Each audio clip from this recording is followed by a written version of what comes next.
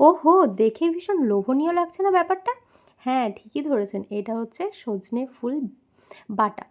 তো সজনে ফুল দিয়ে আমি তাই জন্য দিয়ে দিয়েছি যাতে সবাই এক পলকেই দেখেই বুঝতে পারেন। আর এই গরম ভাতে সজনে ফুল বাটা, আহা! সে যে কী টেস্ট! তো চলুন বানিয়ে ফেলা যাক। আমি তপ্তকাঞ্চনি আবার একটা নতুন রেসিপি নিয়ে চলে এসেছি। আজকে নিয়ে এসেছি সজনে ফুল বাটা। সজনে ফুলগুলোকে ভালো করে কিন্তু একদম ভালোভাবে ধুয়ে নিতে হবে। তারপরে এখানে আমি একটা ফ্রাইং প্যান, কড়াই যে কোনো জিনিস নিয়ে নেবেন।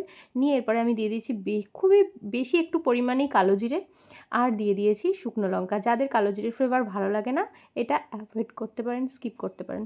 তো যাই হোক, এরপর দিয়ে দিচ্ছি ফুলগুলো দেওয়ার পরে দেখবেন ফুলগুলো একদম চুপসে যায়, মানে এতটা যে ভর্তি ভর্তি লাগছে, কয়েক সেকেন্ডে এটা একদম নরম হয়ে যায়।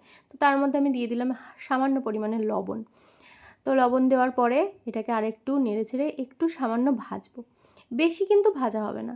তারপরে দিয়ে দিলাম একটু পোস্ত এর মধ্যে দিয়ে আরও কিছুক্ষণ এটাকে নেড়েচেড়ে ভেজে নিতে হবে। ফুলের সাথে পোস্তটাও একটু ভাজা ভাজা হয়ে যাবে, তো ফ্লেভারটা আরও সুন্দর হবে। আর এই পোস্তর ফ্লেভারটা কার কার ভালো লাগে সেটা অবশ্যই জানাবেন। তো যাই হোক, পোস্তটা দিয়ে আরেকটু নেড়েচেড়ে ভালো করে ভেজে নিলাম। বেশি কিন্তু তেল দিইনি এখানে। তো তারপরে এখানে দিয়ে দিলাম কি, সর্ষে, গোটা সর্ষে, আর এখানে কাঁচা লঙ্কা, আর আছে লবণ। লবণ ওই জন্য কম দিয়েছিলাম, যেহেতু আমি এই পেস্টটাতে লবণ দেবো।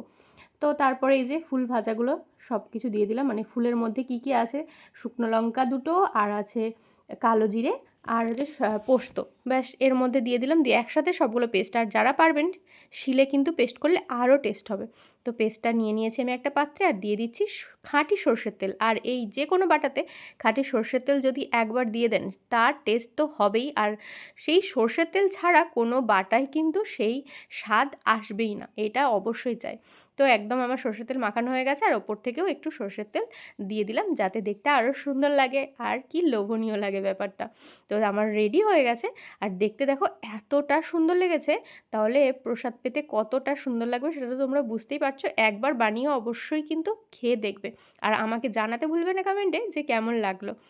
আর গরম ভাতে এই একটা পদেই কিন্তু সব ভাত এক নিমেষেই শেষ হয়ে যাবে। এই যে আমি নিয়ে নিয়েছি প্লেটে ভাত, গরম ভাত, আর সঙ্গে এই যে সজনা ফুল বাটা, আর এই এক গ্রাসে এতটাই তৃপ্তি যে কি বলবো। যদি ভালো লাগে আমার রান্নাগুলো, অবশ্যই আমার লাইক কমেন্ট করে দেবেন আর সাবস্ক্রাইব করে দেবেন। হরে কৃষ্ণা।